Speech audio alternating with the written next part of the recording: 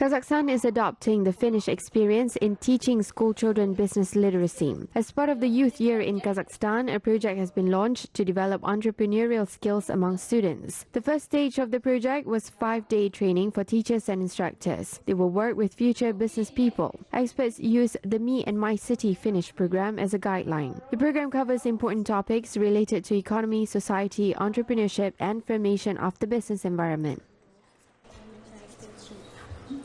Основные моменты – это такие, как что такое общение в коллективе.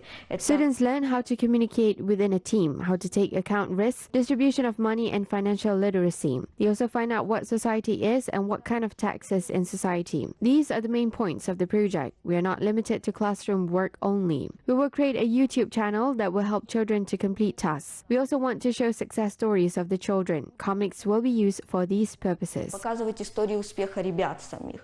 У нас будет использоваться комиксы.